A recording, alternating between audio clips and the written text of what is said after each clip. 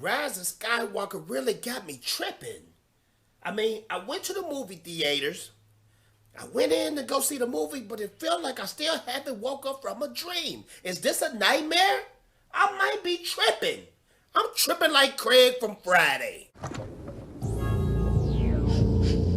You smoking my weed too? I'ma kill you and Smokey because you playing with my emotions. You heard?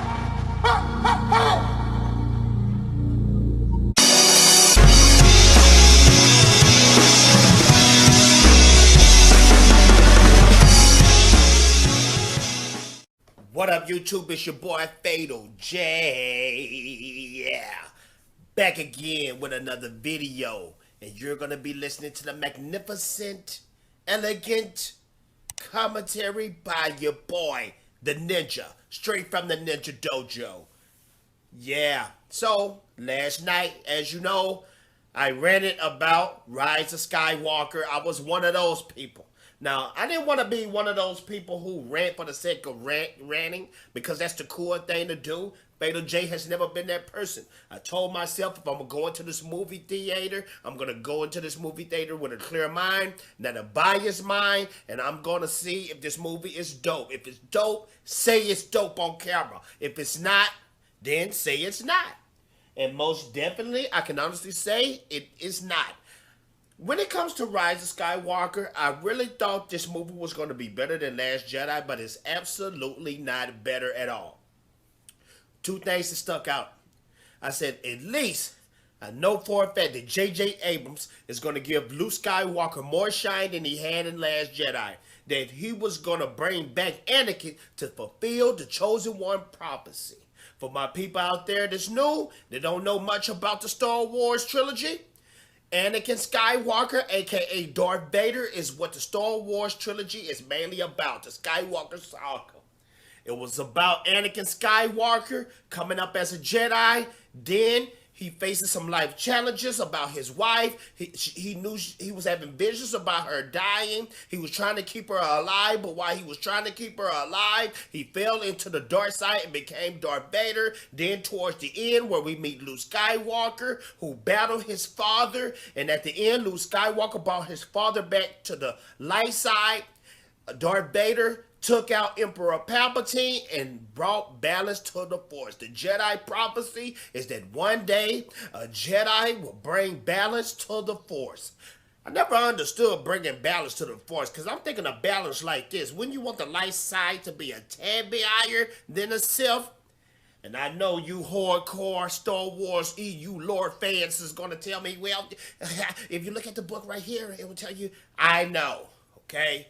Those was jokes. But in the Rise of Skywalker, it was really heartbreaking that the main two stars, Anakin Skywalker and Luke Skywalker, was not in this film. Anakin Skywalker was not in this film at all. We got his voice, which was whack. And when it came to Luke Skywalker, he had a very minute, minor role in this film, which hurts my soul. And the crazy thing about all it was this.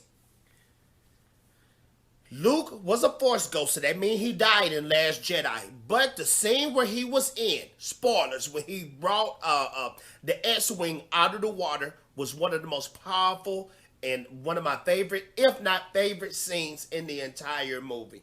But it's so sad because I wish Luke Skywalker would have did a little bit more in this movie. I don't know why they focus more on Leia training Rey, when at the end of the day, guess what? It didn't even show that Leia was on a master level to even teach anybody. Remember in Last Jedi, the ship blew up. She was floating in outer space. And it seemed by instinct she used the Force to go back to the other ship. It didn't show us that she was already trained in the arts. Let me tell you why. If she was trained in the Jedi arts, then why didn't the freak at the very end of Last Jedi did she help Luke out when he was facing the First Order on his own? In the Rise of Skywalker, it shows Princess Leia when she was young, training with a young Luke Skywalker. That messes the film up horribly and bad. Another thing that mess up the movie horribly and bad is this. Rey defeated Palpatine for good. That means Darth Vader in Return of the Jedi never did fulfill the prophecy. George Lucas already said from the rip, words out of his own mouth. Anakin Skywalker is the chosen one. You don't believe me? Then peep. Watch the actual movie in order. The story will become very clear that Anakin is the chosen one. Anakin is the chosen one. Anakin is the chosen one. Anakin is the chosen one. Yeah, that's right. Out of the dude who created this entire universe mouth, he said Anakin was the chosen one. But J.J. Abrams changed up that game, buddy. Yes, he did.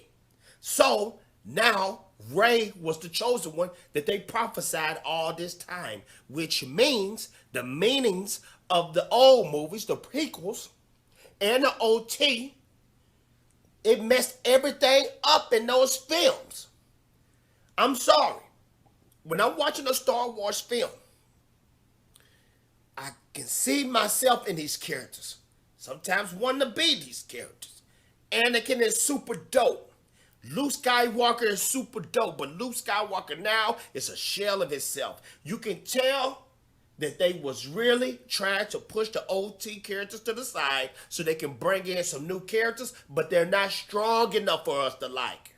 Rey was never stronger for us to like. We couldn't relate. They tried to get her beat down by Kylo Ren. They tried to have her have struggles in this movie, but it didn't work. It was too late. I don't know. I'm still tripping. I still think this is a nightmare. Please wake me up. Let me know in the comment section. What do you think about Luke and Anakin playing no roles really in this Rise of Skywalker? When you think about this, Star Wars have a whole universe full of millions of characters.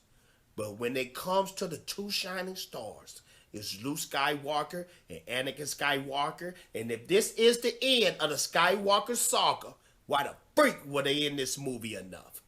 Get back at your boy Fatal J. And bald-headed man, you already know what to say. Ninja vanish.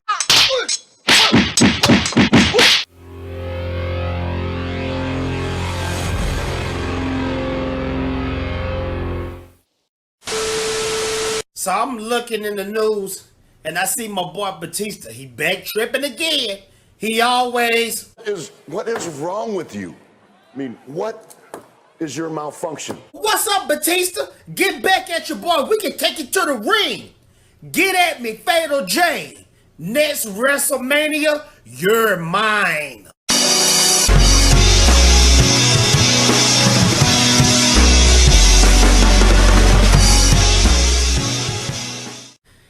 What up, YouTube? It's your boy Fatal J, back again with another video, and I don't even know why I'm doing my arms like this, but it feels right and it feels cool.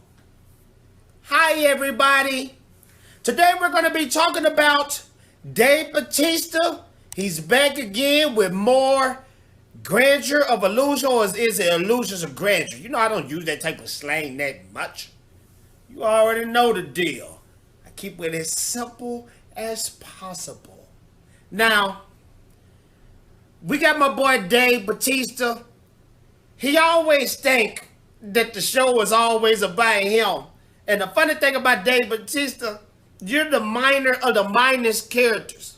If they say today, we're coming out with another Guardians of the Galaxy and we don't need Drax, Drax won't be in it, people gonna be like, all right, cool, who you gonna add?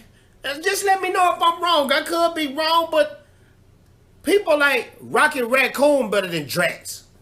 People like Groot better than Drax. People like the spaceship better than Drax. But Dave Batista, he tweeted recently that Drax needs a solo movie so bad. I think my boy be looking around. Dave Batista looked around the whole MCU and see characters getting their own movie. And maybe Dave Batista had a ding, ding, ding light bulb moment and thought to himself, This is how I can finally get on. This is how I can finally get the attention I deserve. I can come out with my own movie. He said the reason why Jack Drax needs his own show because he has a good story behind him. His family got murdered by Thanos. So we should be caring about this character. He said this character is funny and comedic. That's why we should care about this character and want a solo movie. Now, I know how you are. You saying, Fatal J, there you go again with another clickbait video. Well, I'm going to show you right now that I'm not lying. The proof is in the Twitter. Let's check it out. Hashtag Drax is funny as hell. Batista tweeted late Friday night. He's also the Destroyer, which is terrifying as hell. His wife and daughter were murdered. He mourns them and craves revenge. No movie there at all. I literally would step out of this fucking role to see that movie, which most likely will get it made. Now, Batista said that he will give up his role to play, to let another actor play as Drax. But I think when he wrote that out, he typed that out, it might have looked like he was going to give that role to somebody else. Willingly give that role to somebody else. So he had to backtrack, and this is how he backtracked. No, I wasn't planning on trying to step out of the role, Batista tweeted. I'm just saying, if it was a case where someone didn't want to invest in me, but wanted to make the movie with someone else, I'd be happy to step aside. Safe bet that someone else will be a white guy named Chris. Now, I see what he talking about, because he talking about Chris Hemsworth and Chris Evans and Chris Pratt. Yeah, it wasn't funny. You just trying to backpedal. You trying to not get yourself in trouble because you've been talking too much anyway, especially with the James Gunn issue. You are already in hot water. Now, all this came up because Dave Batista was supposed to be doing some stuff with Suicide Squad. He was supposed to be a Suicide Squad new character in the sequel, but he couldn't do it because of Marvel obligations. So my boy is talking reckless. He talking crazy. Dave Batista, I think at the end of the day, you need to learn how to stay quiet because you're not a big factor in the MCU like that. People are not walking around asking, I need a Drax movie. Just like people in Star Wars were walking around talking about they need a solo movie. So, I don't understand this dude. Y'all let me know in the comments section. What do you think about Dave Batista? Do you think he has a big name enough to where he can get his own Drax movie? Or do you think Dave Batista, aka Drax, is not even a factor? Get back at your boy Fatal J. And bald-headed man from Ninja Turtles, you already know what to say. Ninja vanish!